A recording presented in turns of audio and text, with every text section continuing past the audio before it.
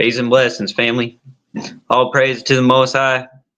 All glory, all honor, all praises go to the Most High God, the Most High of Israel, the Most High God, Abraham, Isaac, Jacob. All praises go to the Most High. Glory to the King.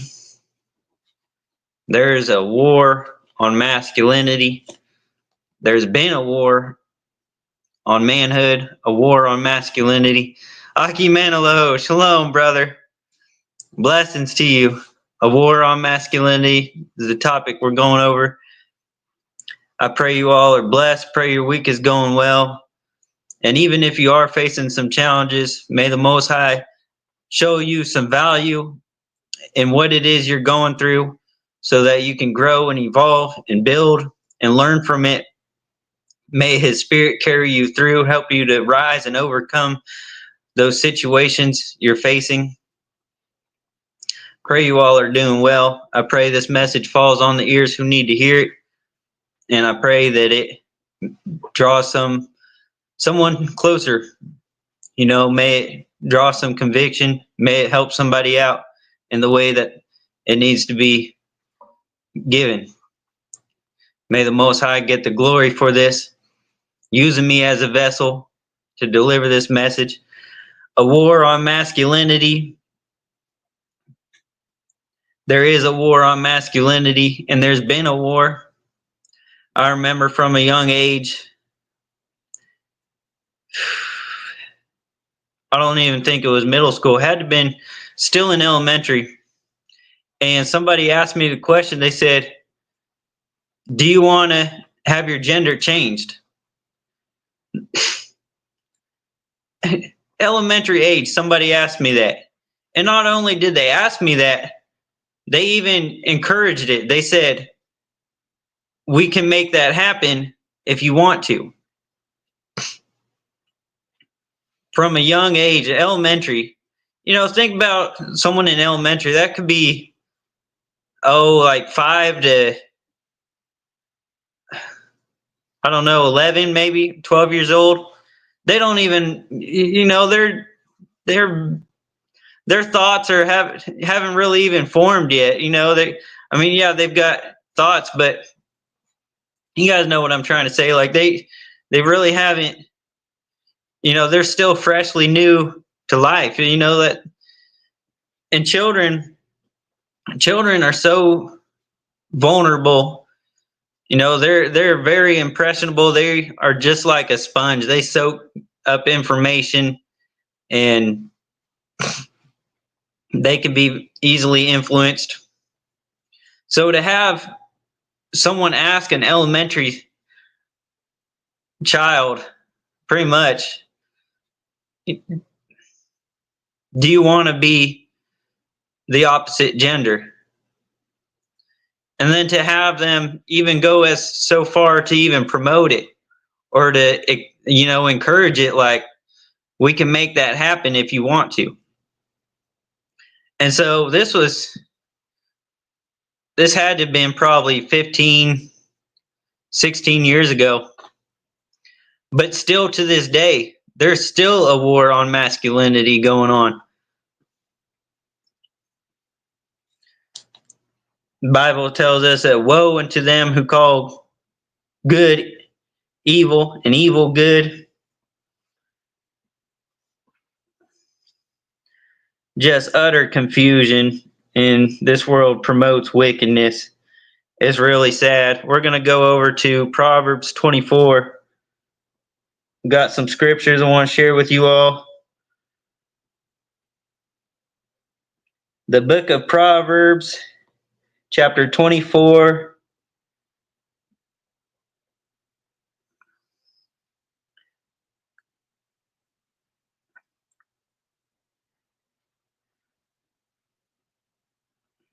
Proverbs 24, let's get 5 and 6. It says, a wise man is strong, yet a man of knowledge increases strength. For by wise counsel thou shalt make thee war, and in multitude of counselors there is safety. A wise man is strong. Yeah, a man of knowledge increases strength. Being wise and knowing that there's two genders, being wise and understanding the creation, what the Most High God has created. In the beginning, He made male and female, only two genders. So for them to go and come up with all these other, I don't even want to call them genders, they're come up with all these other abominations is wickedness. A wise man is strong. A man of knowledge increases strength. And so us men, as we're faced with this war on masculinity, we should be learning and growing, increasing our knowledge. And by doing this, it increases our strength. Knowledge is power. 1 Corinthians 13.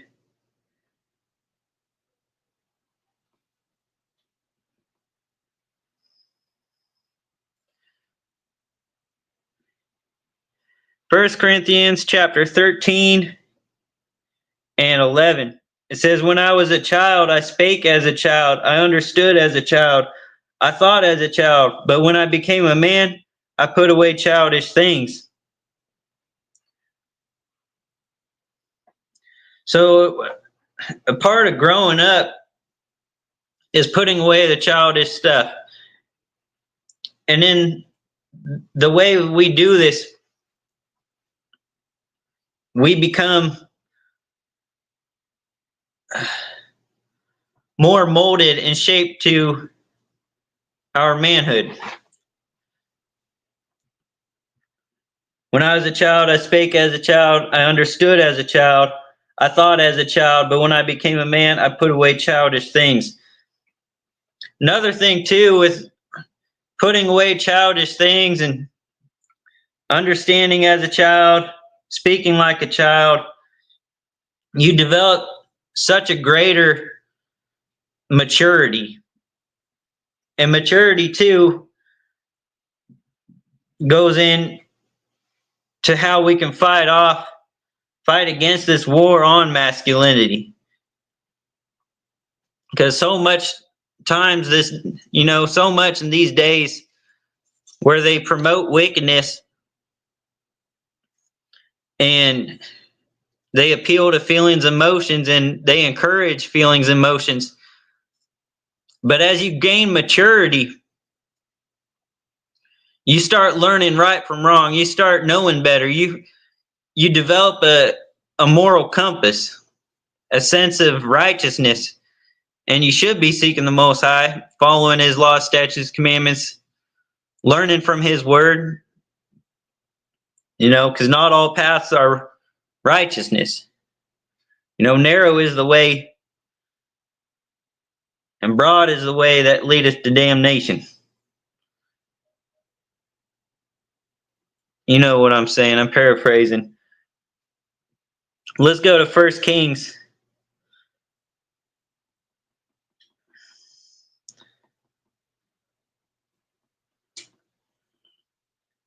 First Kings chapter 2.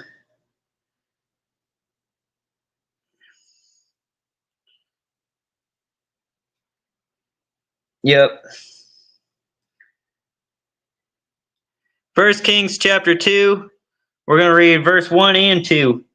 It says, now the days of David drew nigh that he should die, and he charged Solomon his son, saying, I go the way of all the earth. Be thou strong, therefore, and show thyself a man.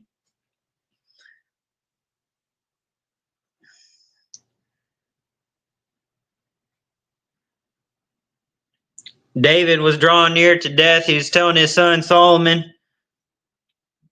some advice before he leaves, before his time is up, before he passes on. He says, be thou strong, therefore, and show thyself a man. brothers, as we get older, it's time a lot of you guys, let me put it this way. A lot of you guys probably have heard the term that man of the house now. And there's some truth to this, because as you get older, you're no longer a boy. You start gaining wisdom, gaining maturity. Your strength increases. You're leaving that stage of childlike. Your body's going through transformation, and you become more in you're becoming more and more of a man. So as you get older, many of you guys have heard the term, or you've heard an older peer or older dad or older, whoever, parental guardian tell you, look, you're going to be the man of the house now. It's time for you to step up, or I'm handing over this and this responsibility over to you. You're going to be in charge of doing this and that. One moment, guys.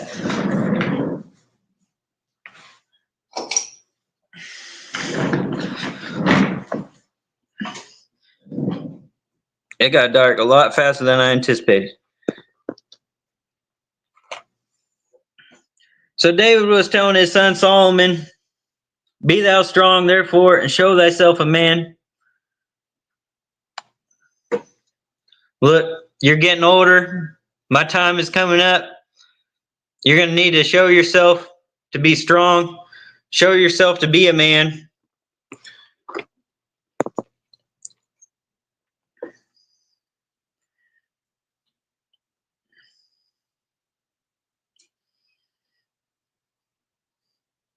Let's go back to 1 Corinthians.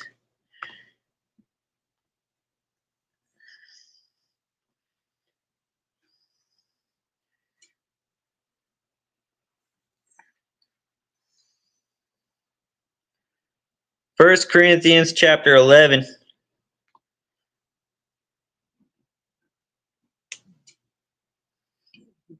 Eight, 9, and 14. This is the book of 1 Corinthians, chapter 11. We're going to read verse 8, 9, and 14. It says, for the man is not of the woman, but the woman of the man.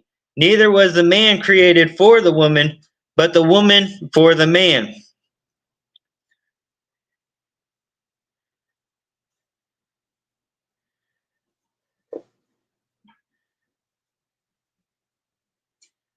For the man is not of the woman, but the woman of the man.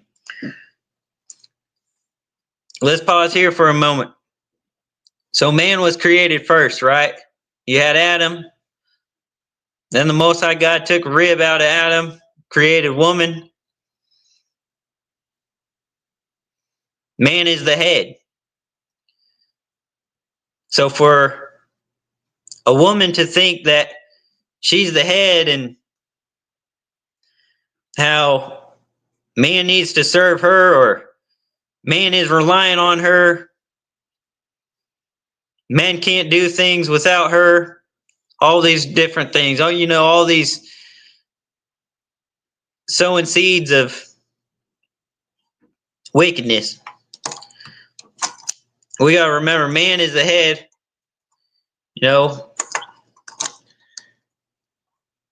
for the man is not of the woman, but the woman of the man.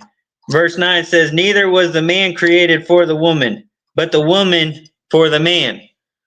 Woman was created for the man. There's a lot of talk these days that, with mothers wanting to talk down on their sons, or tell them like, you're nothing without me, or, you wouldn't be where you're at without me doing this for you, or not only just mothers, but you'll hear it in relationships, videos on social media, like, you wouldn't have gotten there, this sense of entitlement that they, they're the ones who help the man get to where they're at, or they're wanting to take all the credit. But we got to remember here in 1 Corinthians 11 says, neither was the man created for the woman. Man wasn't created for woman, but the woman for the man. Woman was created for man. So as we're talking about this war on masculinity, the roles have been switched. The script has been flipped. And it's time we come back to facing our manhood, developing our masculinity. We'll get into Proverbs 31 where it says, don't give women your strength. We'll talk about that too. Let's go to Ephesians though. Ephesians chapter 6. Oh, we didn't even get 14. I'm jumping the gun here. 1 Corinthians 11 and 14 says, does not even nature itself teach you that if a man have long hair, it is a shame unto him? I'm not here to condemn anyone with long hair. We read about Samson and Delilah. Samson had power in his locks. And there is a spiritual significance to having long hair. A lot of people will say you're more in tune with the spiritual sense. You got a heightened sense of spirituality. You're more sensitive to the spirit realm with longer hair. But you see it so many times with young infants. The mothers, they'll want their baby boys growing out their hair as long as they can, or someone will encourage them to cut it, and they're like, no, we can't cut it yet. Or they'll just play it off like, yeah, you're funny. It's not getting cut, that sort of thing. And today's day, I'm not here to knock anyone with long hair. I've had long hair myself. But today's day and age, it's so more common you'll see women with short hair. I mean, half their head shaved and like hair tweaked off to the side. All these crazy things, Some of them even be buzzed cuts, and and then you'll see men that with long hair, and with the rise of trannies, you're gonna see a whole bunch of stuff where it's really hard to tell these days who's a man, who's a woman. You can easily mistake somebody for what you would think is a gender, and they think they identify as something else. So there's a clear distinction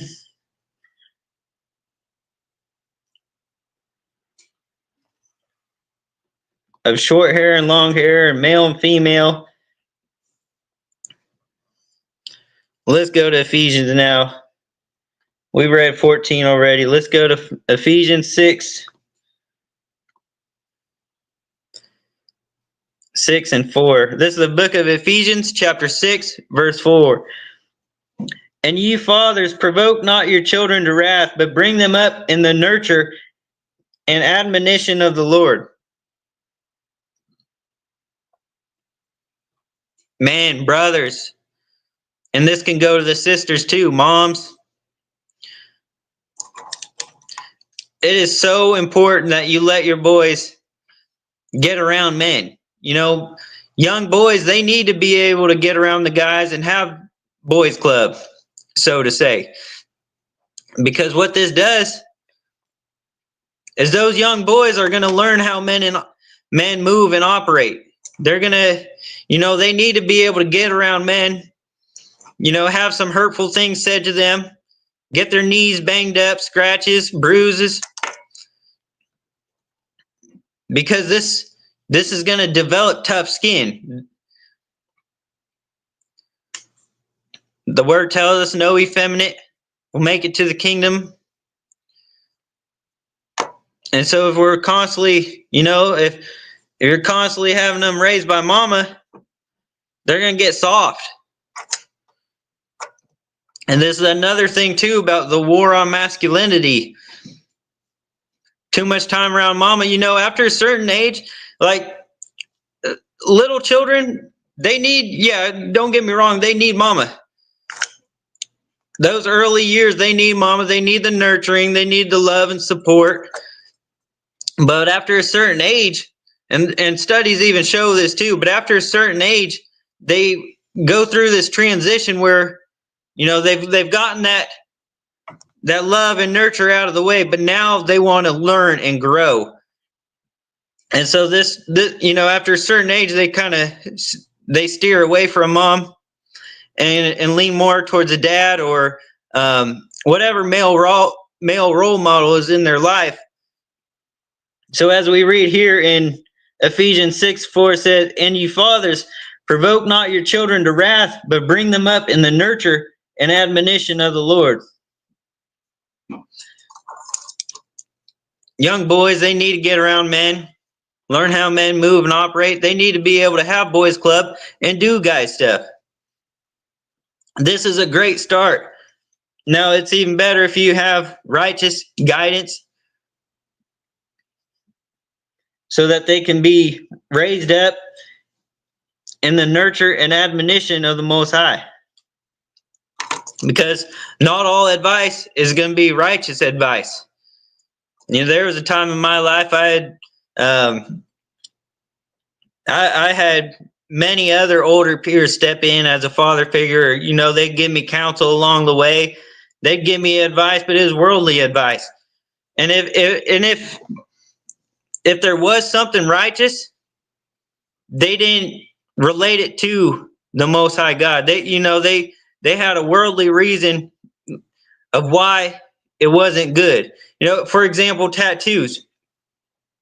They didn't tell us, that our bodies are holy temples, but they tell us that tattoos are job stoppers.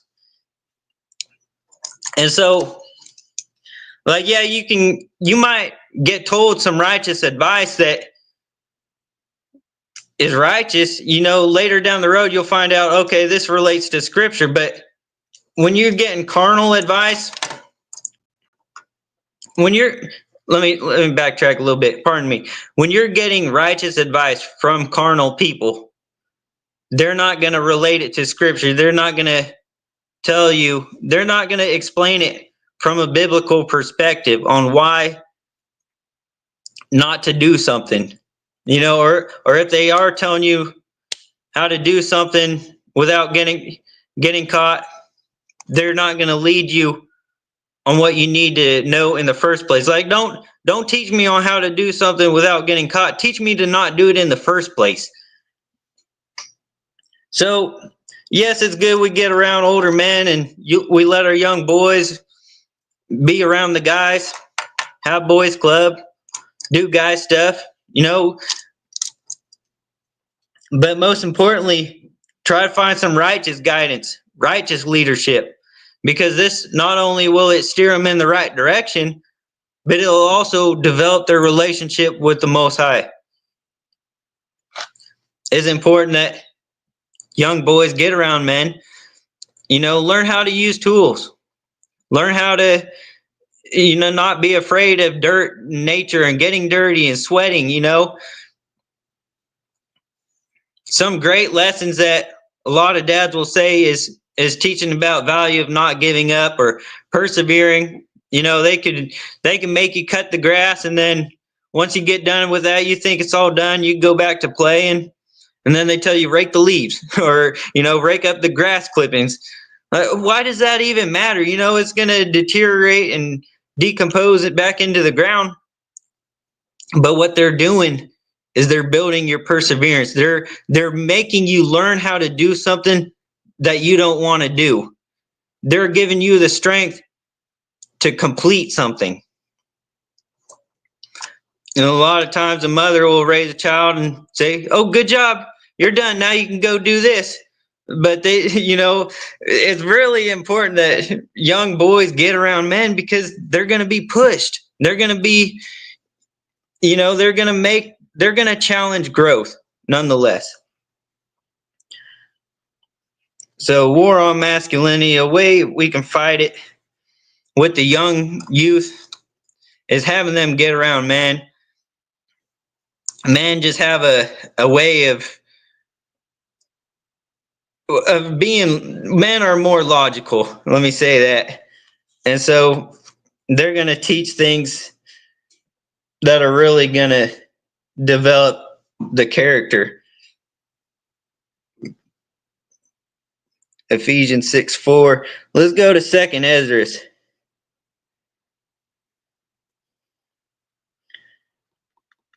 I don't know if any of you guys have heard of the show Red Green, but it was an old, I wouldn't say black and white. There was colored. It was an old comedy show. Like they would just do some goofy things of like a lot of fixing with duct tape and a bunch of just like ghetto hillbilly repairs and stuff. It was a comedy show, but Red Green, he'd always say this, like, if a woman doesn't find you handsome, she'll find you handy.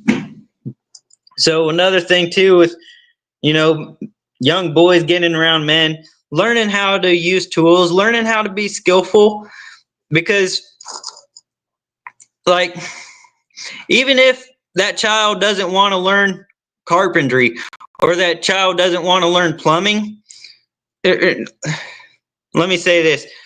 If a young boy doesn't want to be a carpenter, or if he doesn't want to be a plumber, just the fact that he's around someone of a male role model teaching them carpentry or teaching them plumbing is so valuable. I know for me with mechanic work, like auto and turning wrench, I didn't want to be a mechanic. But looking back on it now, I can tell myself, you don't have to be a mechanic. Just learn what is being taught to you, because later down the road, this can save you so much money if you will just get out there and turn the wrench yourself. You can save you so much money if you learn how to do it yourself, or you take this time of what's being taught. Put down your pride. You don't have to be a mechanic, but pay attention to what's being taught to you. Because men, we should be able to, be handy. We should be able to use tools. We read earlier that woman was, I don't want to chop and screw it up, but that verse about the man and the woman needing the man. Women are made different. They have a weaker, Bible tells us they're a weaker vessel. It's not to belittle them, but they're made different. They have areas, they have strengths where we have weaknesses. Us men, we may not be the most loving, we may not be the most nurturing, we may not be the most patient. And that's fine. That's where women are good at. And women, they may not be the most physically strong, or their bodies may not be able to bear heavy loads of weight and long endurance of bearing the heat and, putting that wear and tear on our bodies, on their bodies, pardon me, Salaki. Where are we going? 2nd Esdras. I just been rambling here. 2nd Esdras, chapter 5. A confusion.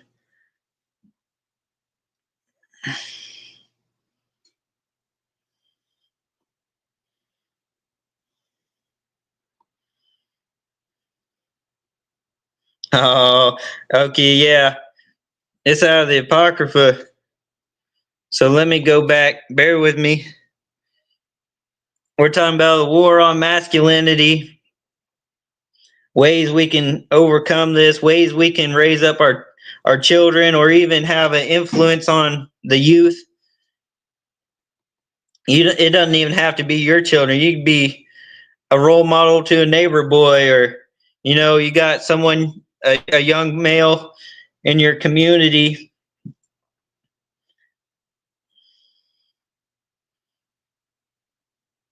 Second Esdras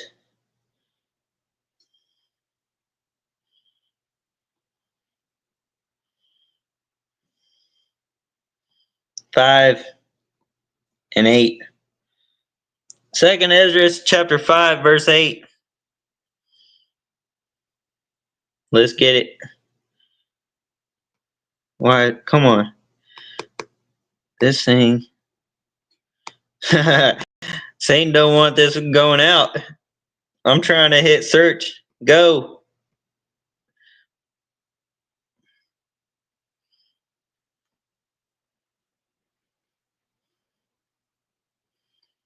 There it is.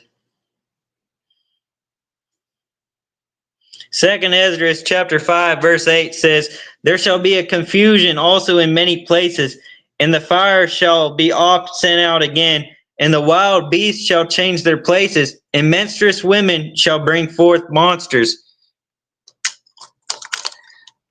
There shall be a confusion also in many places. There's already a confusion. There's been a confusion. Like I was talking about saying earlier, in elementary, this was probably 15, 16 years ago, that I was asked if I wanted to change my gender. And not only did they have the audacity to ask me that, but they even went as so far as to say, "We can make that happen if you want." Like, this is an elementary child. How are you going to ask them that when they're it's just utter craziness, man. It's madness. And oh, brother. All right, so later in that verse it says, "Menstruous women shall bring forth monsters." You see this so much in the hood, in the projects, the ghettos, where you got young men, they're not even 20. They're as young as 12 or 14, 16, 17, hugging the block, dealing dope, hitting licks, jugging, finessing, robbing, all these crazy things, toting Glocks. And you think, you look at their life, you look at their family situation, and a lot of the times these young men, and I say young boys because they're not men. They think that's hard. They think that's tough, but really that's not what it's like to be a man. But what I'm getting at is, you look at their life, their home situation. A lot of these are raised by single mothers or by their grandmas. They don't have positive male role models in their life, so they take to the streets. They take to gangs. They're looking for comfort. They're looking for brotherhood. They're looking for a father figure. And I'm not just speaking wild. I can even attest to this, that because I had my days, I dibbled and dabbled with stuff in the streets, and I had my days of trouble, running wild, wicked. I'm sure we all have, right? But a lot of the crowd that I ran with, when I look back on it, I can say, okay, this kid, he was raised by grandma. This kid, their parents were together, but the dad wasn't really active in his life. This kid, dad wasn't even there. And I can attest to it. So many of these young boys grow up without a father figure.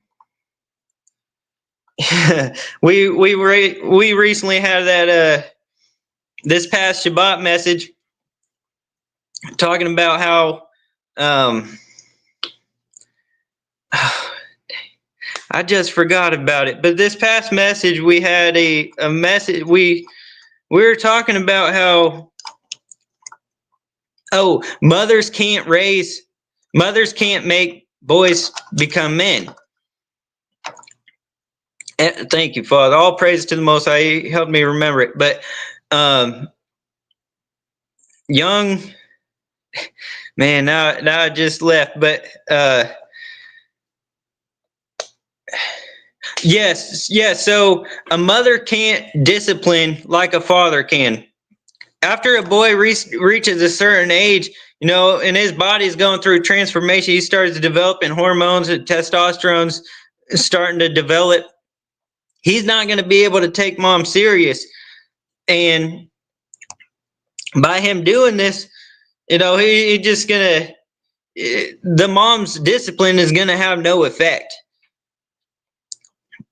This past Shabbat, we were talking about that. We mentioned a little bit about that, how, as a young boy reaches a certain point, they just don't take mom as serious. They need more harsh, more strict correction. They really need a man to put them in their place and lay the law down on them. And so 2 Esdras 5:8, we read later in the verse, says, menstruous women shall bring forth monsters. And this is what can happen by, without proper male leadership. These boys are going to turn to the streets. They're going to turn to drugs. They're going to turn to all these wicked vices. And in doing so, it's going to come at a price. It's going to cause others harm, whether it be robbing, killing, manipulating, jugging, finessing, all those sort of things. 1 Corinthians 6:9. Let's go back.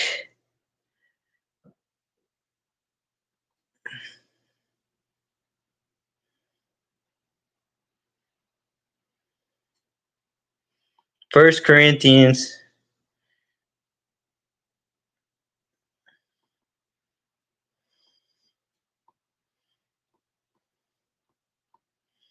And so there's a war on masculinity. There's been a war going on. A lot of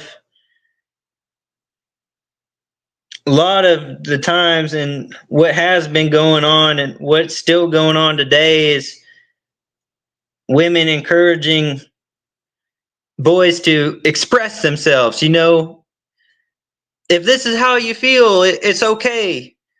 If the Bible tells us, woe to them that call good evil and evil good. They think it's all innocent, nothing gonna happen from it. They're letting them express themselves,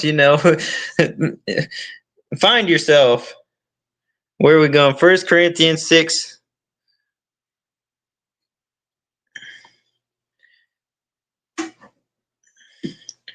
First Corinthians chapter 6, verse 9 says, know ye not that the unrighteous shall not inherit the kingdom of Yah? Be not deceived, neither fornicators, nor idolaters, nor adulterers, nor effeminate, nor abusers of themselves with mankind.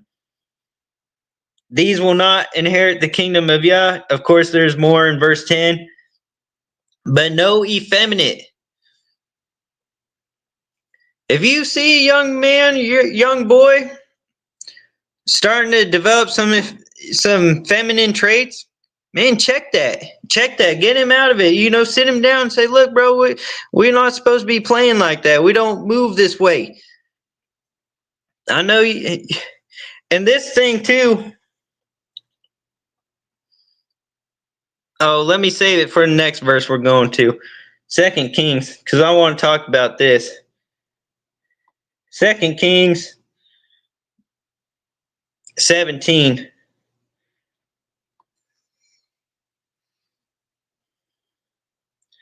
Second Kings chapter 17, verse 17.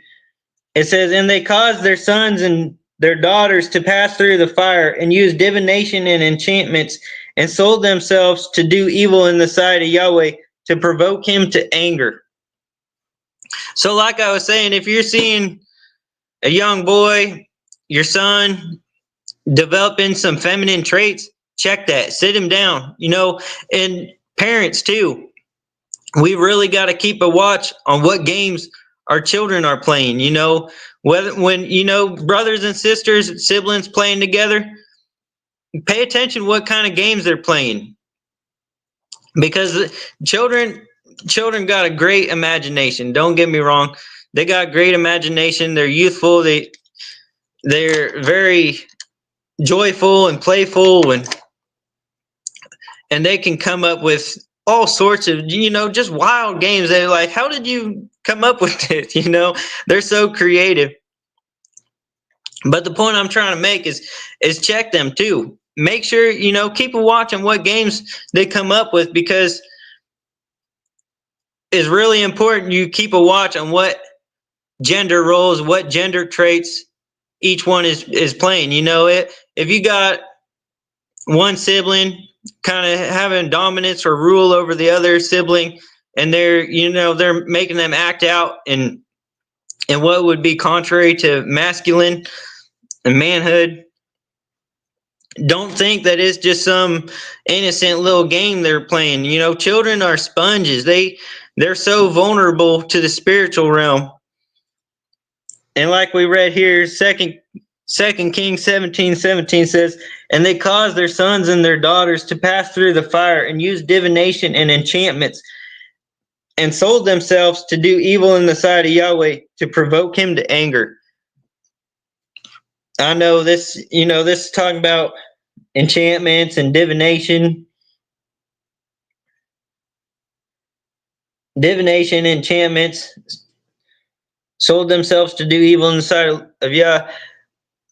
But passing through the fire, both physically and spiritually, without them even realizing it, you just think this is some innocent game that they're playing, when really you don't know what kind of influence this is having on them. Children are so vulnerable to the spirit realm, and they can easily open up portals and entertain demons just by what games you're letting them play.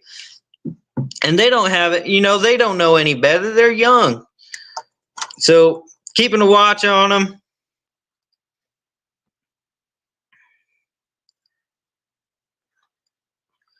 What to do with that later. Hold on now. Keeping a watch on what games they play, because this is not just some innocent, acting, or they're playing dress up or doing all these different swapping gender roles, and it's not just something you got to correct that, because this too unknowingly is a war on masculinity. When you get two opposite gender siblings together, and one's having dominance over the other, they're playing a little game that gets them acting out of pocket, acting out of their gender roles, that this can entertain them to some demons, where they think, oh man, what this game we're playing, I kind of like this. They start formulating thoughts. Satan starts planting seeds in them, like, what if this could actually happen in real life? What would that be like? Children are so curious, and it's real important we keep a watch on them, the games that they're playing, and how they interact with one another. Deuteronomy 22:5.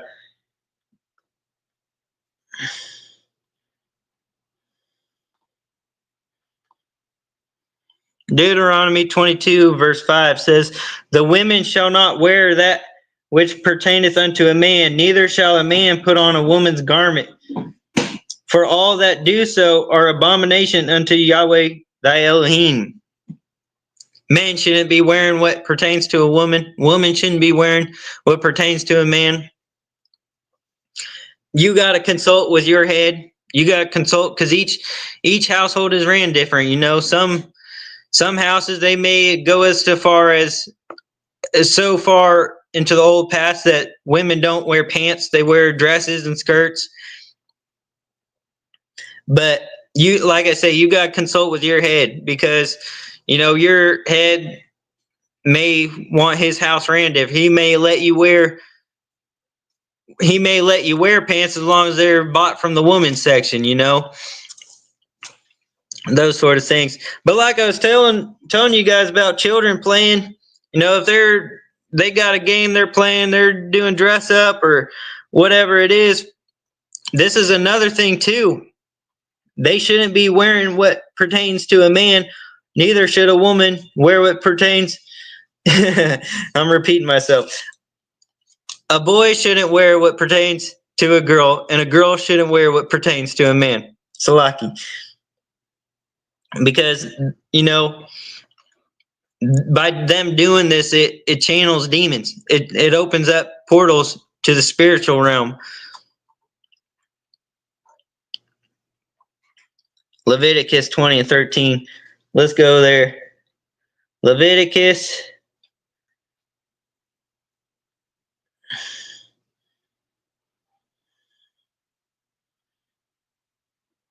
chapter 20. Leviticus chapter 20.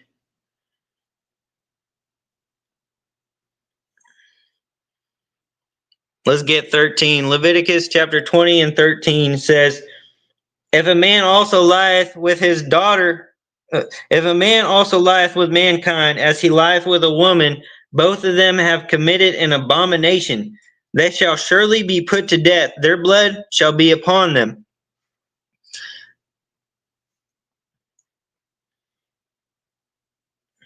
A man is not to lie with mankind, as he lieth with a woman.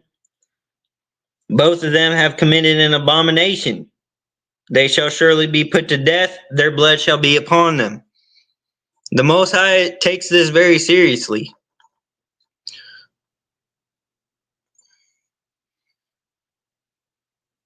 Romans. We're going to go to Romans.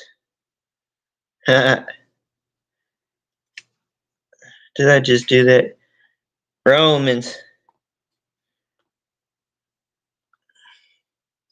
1 and 27.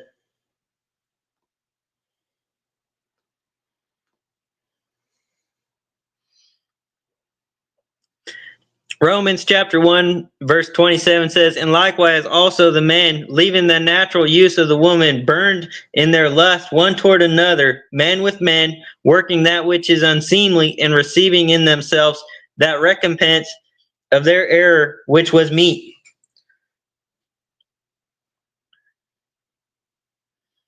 Men leaving the natural use of woman, burning in their lust one toward another, men with men, working that which is unseemly, and receiving in themselves that recompense of their error, which was meat. So much of this sodomite behavior going on in this modern Babylon we live in, where they promote it, encourage it, accept it, even make laws allowing it. Romans 12. Almost done here. Stay with me. If you made it this far, thank you for sticking it out. Romans 12, we're going to go to. It says, And be not conformed, Romans 12:2. It says, And be not conformed to this world, but be ye transformed by the renewing of your mind, that you may prove what is that good and acceptable and perfect will of Yah. Perfect will of God, perfect will of Elohim, perfect will of Yah, Yahweh. What ministers with you, let the Spirit move.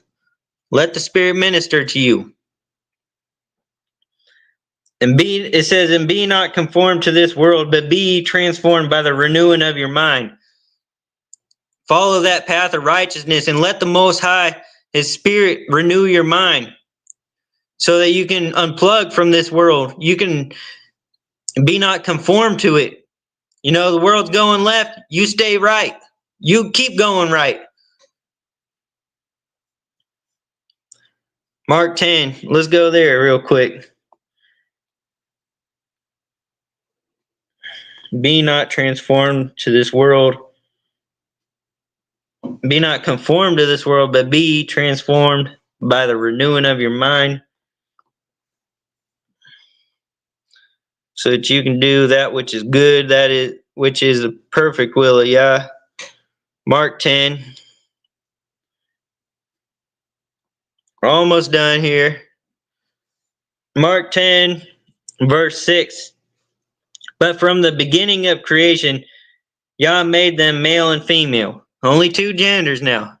I know that hurts. It cuts some ears out. It makes your ears burn, makes your ears bleed, but that's all right. Two genders, male and female. In the beginning, God created them, male and female. There shouldn't be any confusion in the land.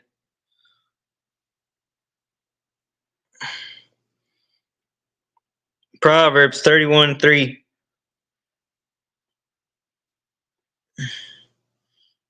Oh, whoops.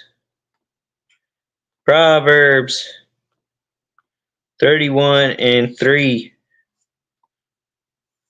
Talking about give not thy strength unto women. Yep. Proverbs 31:3 says, give not thy strength unto women, nor thy ways to that which destroyeth kings.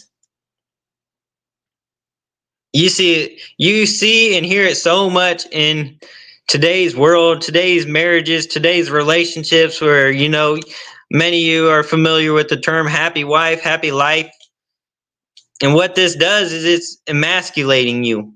When you bow and bow and bend and yes dear, become a simp, letting the woman have dominion over you. What is this doing? You're giving your strength unto women. Woman's not the head. Most High God, he's got a biblical hierarchy, a biblical order. God, Messiah, man, and woman.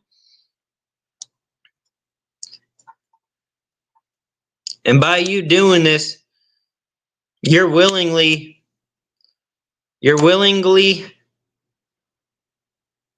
disowning the Most High and disregarding his order structure. By letting the woman become the head over you,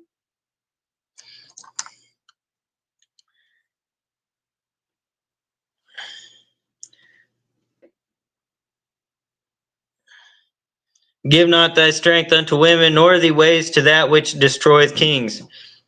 Now let me add, hey, Shabbat Shalom, Babe Barnes. Bless you, brother. Now let me add some balance to this too. Give not thy strength unto women, nor thy ways to that which destroyeth kings. Women's voice, they do got to say they've got their opinions. Their opinions can matter, but at the end of the day, men, you should have the final say, and you need to stand on that. Because a woman might have some opinion, she might have a different perspective on it, and you can hear her out. Yeah, you take that into consideration. But to the point where you're compromising your morals and your ethics, all to appease and appeal to her feelings and emotions, you're giving your strength unto women, making yourself effeminate. Eventually, you're going to become effeminate to where you don't have no testicular fortitude to where you can stand for righteousness, or you can put her in her place, or you can have the fortitude to, like I say, stand for righteousness, not compromise what the word of Yah says. Putting her on a pedestal, holding her to a higher regard than what Yah has commanded us to do, different things like that. And so this war on masculinity is a serious matter. Not only is it ongoing, but it's been going on. Like I say earlier, elementary is a young age, man, and I was asked, do you want to change your gender? They even went as far as to say, and we can make that happen. So it's not just a current thing. This been going on. This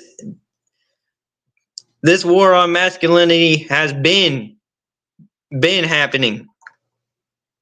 I bind and rebuke any spirits of effeminate that has been placed on you from childhood. I bind and rebuke any spirits of feminine, any curses of emasculating that has been placed over you from childhood. Whether you know of them or not, I bind and rebuke them in the name of Yeshua HaMashiach, the name of Jesus the Messiah, Jesus the Christ. I pray that this helps you all, maybe gives you some reminders of, standing on the word of Yah, not compromising your manhood, your masculinity, all to appeal to feelings and emotions of the woman. And maybe this can even help you, those who are fathers, maybe give you some wisdom, some insight on how to raise your children, or even, if you've got an influence on a neighbor boy, or it doesn't even have to be a neighbor boy. You can be at the market and you overhear a boy, back talking his mom in the supermarket, and you step in, tell him, look, you better do as she says. Of course, you don't want to be stepping on boundaries if there is a father involved there with them at the market, but you just, I pray that this helps you guys get some wisdom, some insight on masculinity, standing for righteousness, walking out our manhood, developing our manhood, and helping the youth too. The youth is so important that we help the youth, because they are the future generation. And maybe they can break the generational curses by you having a positive, a righteous influence and impact on their lives. I pray this all helps you all. May the Most High be with you. May His Spirit lead and guide you in truth. May you all have a blessed week. All praise to the Most High. Glory to the King. Bless y'all.